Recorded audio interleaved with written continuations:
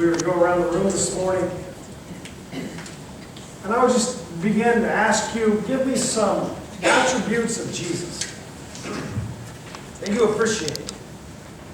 And I would hear things like loving and kind and generous, all-knowing,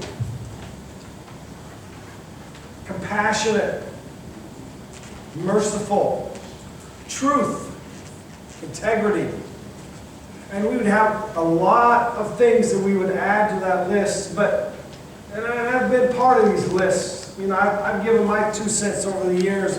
Tell me about God, and what are some of the attributes of God? And we would go through these things and we would name off things about God that we love and appreciate. But we would very seldom hear this word courage. Courageous to describe Jesus. And he was incredibly courageous.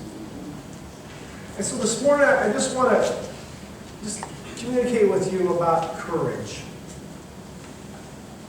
We have the 4th of July, Independence Day, coming up tomorrow. And so we're celebrating our independence from King George, the tyrant, back in the late 1700s. Taxation without representation, and the Boston Tea Party, and Bunker Hill, and all of those things. And we had 25,000 or so men and women who gave up their lives for our independence. Somebody exhibited great courage. These signers at the bottom of the Declaration of Independence who pledged their life, their liberty for our independence, and many of them lost everything, including their wealth and some of them even their lives. So a great price has been paid because people had courage. John Wayne describes courage this way: courage is being scared to death, but saddling up anyway. Here's something else John Wayne also said: life is hard, it's harder if you're stupid.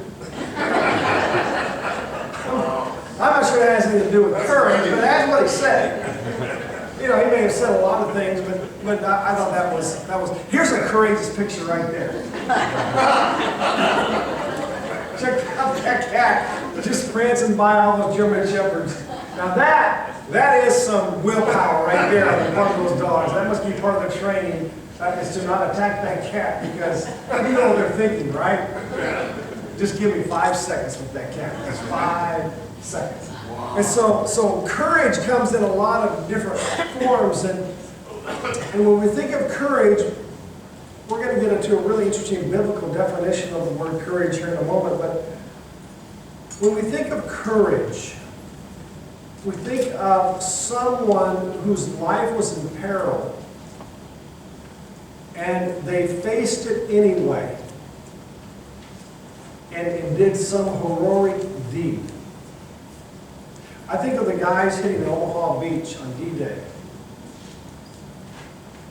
And before they even got let out of the vessels to hit the beach, they were already getting shot at. And they got out of that, and they rushed towards these cliffs where the Germans were up there with machine guns just firing at them. And many lost their lives. 18, 19-year-old boys. And sometimes I put myself in their shoes. Would I be willing to face those bullets and say, I'm charging? I'll probably never know what that's like. At least not in a military war setting. I don't know what's going to happen in the future, but if my child, one of my children, or my wife was being harmed, I would for sure face whatever bullet is coming my way. No doubt about it. But it's a little different on the battlefield, where this isn't your family, it's your country, and it doesn't have the same. I mean, you've had months to think about this. And so we're celebrating this time of year where we appreciate our independence. Joshua is told be strong and be courageous. And if we look at this word courageous, we see a very interesting word. And if we were to take this part, and if you were to go back in the Old Testament and you were to get out the Hebrew of this word, you would find this word to be defined as boldness or determination in the English when facing danger. But when you look at it in the Hebrew, the word is amaze. Everybody say amaze. Amaze. And you keep in mind it's 3 letters, like a lot of the words of the Hebrew language. And you go right to left, so the first word is Aleph, and the second is Mem, and the third letter is Zayin. And take that apart for just a moment, and you can think, well, Randy, what does that mean to me? I don't know any Hebrew, but let's just take this apart for just a moment. The word Aleph has to do with strength.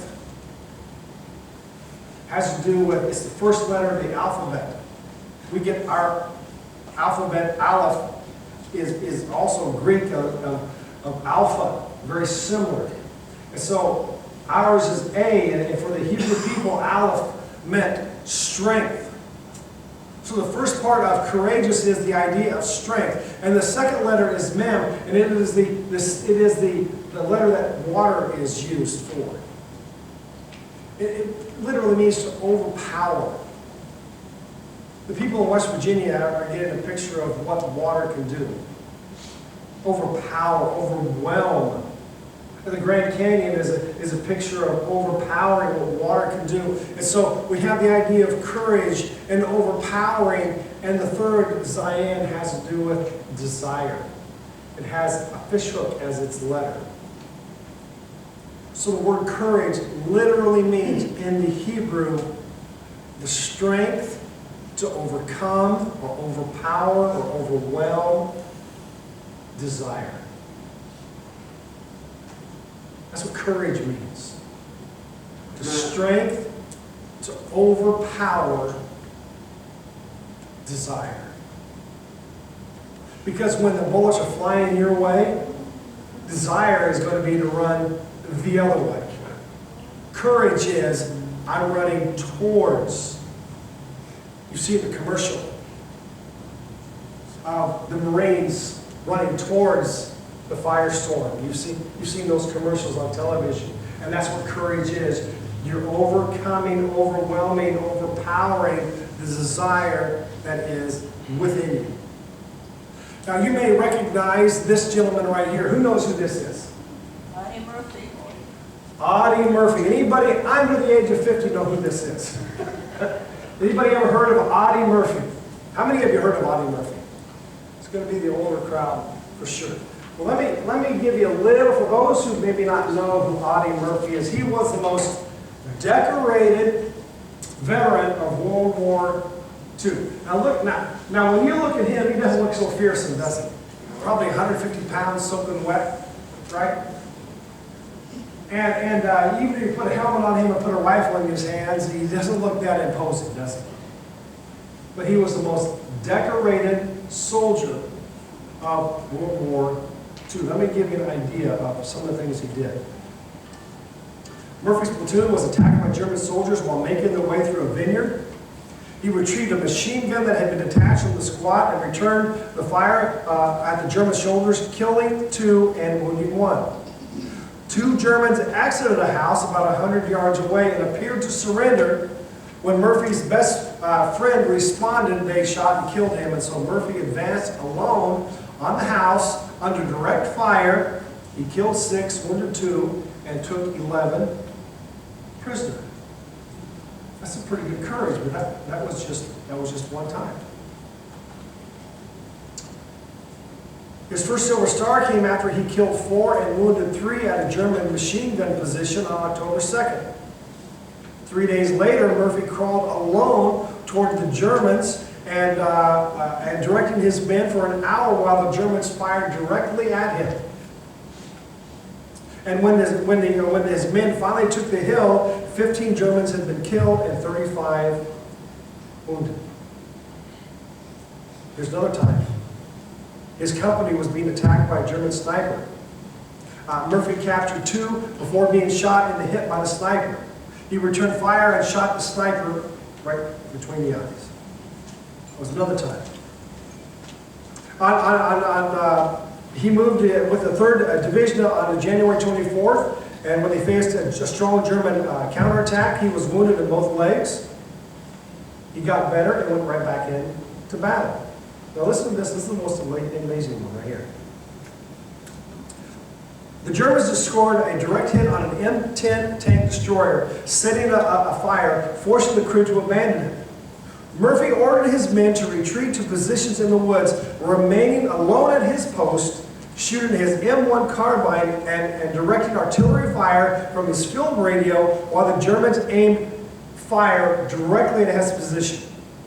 Murphy mounted the abandoned burning tank destroyer and began firing his 50 caliber machine gun at the advancing Germans, killing a squad as they were crawling through the ditch. For an hour, Murphy stood on the flaming tank destroyer, returning German fire from a foot soldier and advancing tanks, killing or wounding 50 Germans.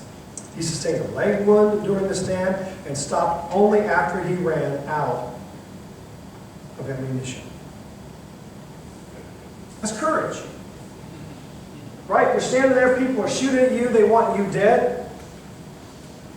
And as a leader, and as a man of courage, this boyish-looking 19-year-old, 150-pound man stood in the face of danger, fought for his country. Now, interesting thing to know as we go into this time of year and we think about independence and we think about our nearly 250 years of freedom that we celebrate, I want you to think about something for just a moment. We're going to go on here in just a moment, but I just want to give you a little something to think about. God has always used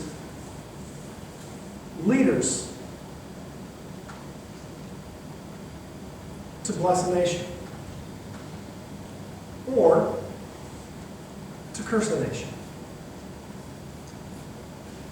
When we needed him, God raised up Washington, a man of courage.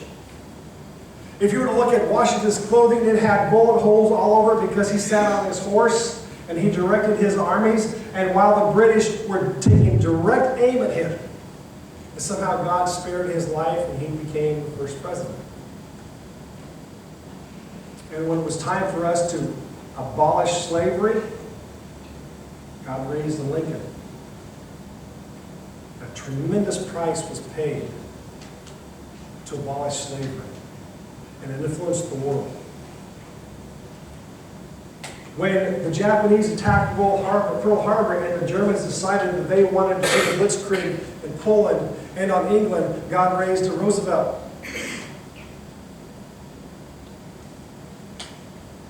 And God raised Kennedy. God raised Reagan. And now we have an election cycle where we're looking at two people with absence of character like I've never seen. And I'm thinking to myself, maybe if our Christians had more courage, maybe if we would stand up in the face of the absence, we push God out of everything. We've pushed God out of our schools. We've pushed God out of our government. And we're slowly but surely pushing God out of our churches. Instead of raising in Washington, God gives us a choice between Don or Hillary. I think it ought to be a wake-up call. Amen. In our speech. I think it's time for us as people, as Christians, to say, where is my courage? Stand up for that which is right, holy, true.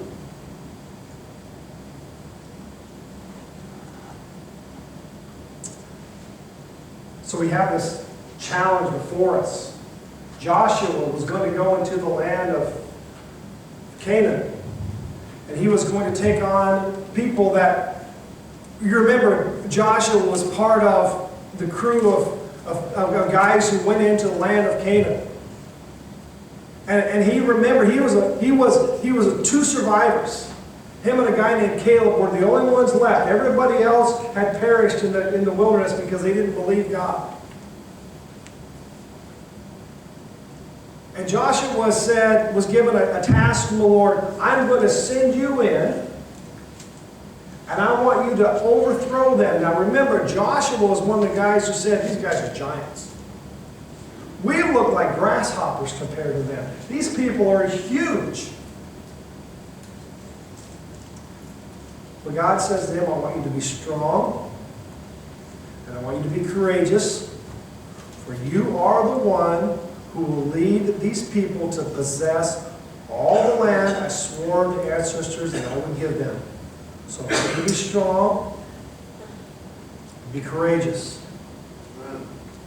In other words, when you go up there and you go to that very first city in Jericho, and you look at the size of those people, the size of those soldiers, like if you go to Ai and look at the size of those soldiers, and your inclination is to turn and run because they're twice your size. Their spear is as big as you are.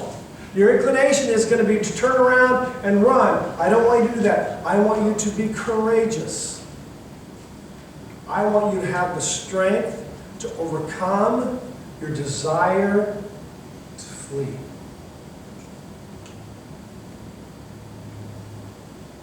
So now we're living in a world where it's not fashionable to be Christian. You got guys like Bill Maher, and you got people running around demagoguing Christianity. The very thing that has made them prosperous is now they've turned their guns on. And I want to impart on you today to be courageous, to have the strength to overcome the desire to do nothing. To have the strength, overcome the desire to be silent. Amen. To have the strength to overcome the desire to sit out this election because you don't like either candidate. The strength to overcome the desire to go along so you don't make waves.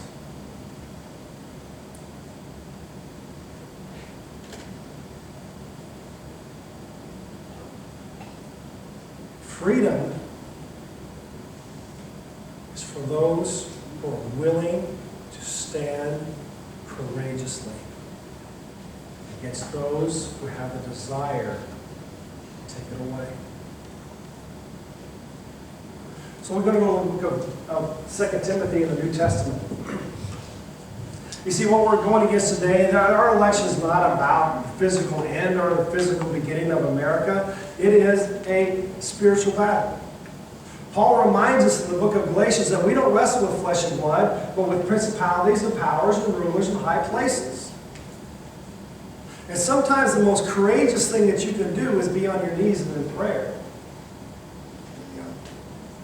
Because Paul, here's what he says also in the book of 2 Timothy. Listen to what he says here. For God has not given us a spirit of timidity, of fear, but the spirit of power and love and self-discipline. You see what self-discipline is at its core? It's courage. That's what it is at its core. Because self-discipline means that I have the strength to overcome my desires. Now, those of us who are men in the room, we know that we have certain desires. The courage, men, for us, is having the strength to overcome the desires that would destroy us. Ladies, you also have different desires than men have. I can't relate to your desires. But courage is finding the strength to overcome desires that can destroy. See, what God has given us is not a spirit of weakness, a spirit that gives in, a spirit that has no courage. Instead, He's given us a spirit full of courage, so that we can overcome the desires of the flesh. I'm sure this morning maybe we were thinking about coming in, and maybe this is the last thing you'd ever think about hearing this morning.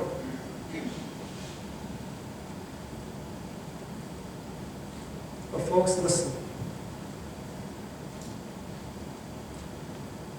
Freedom is a precious, precious thing. And it can be so easily taken away. And the greatest freedom that we have is the freedom to assemble like we're doing today.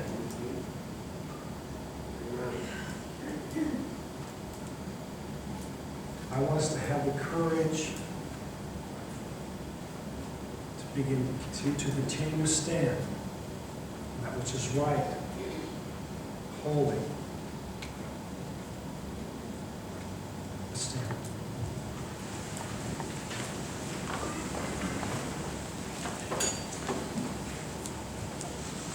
Father, today I just ask for an extra dose of courage.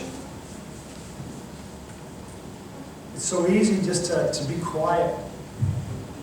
It's so easy just to disassociate ourselves with what's going on and just say, well, that's just the way things go.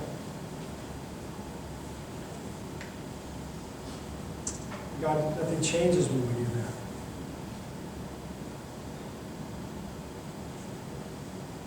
So God, may we just be men and women of courage. We'll have the courage to fall on our knees and to pray. We'll have the courage to speak up when it's appropriate for that which is right and good. God, give us the spirit of power and love, self-discipline and abundance. God, help us to appreciate what you've given to us in this country as we celebrate tomorrow another year of independence. Help us to be men and women of courage that's willing to continue to fight the good fight of freedom. Thank you for your love for us. We just ask all of this in the name of Jesus. Amen. Amen.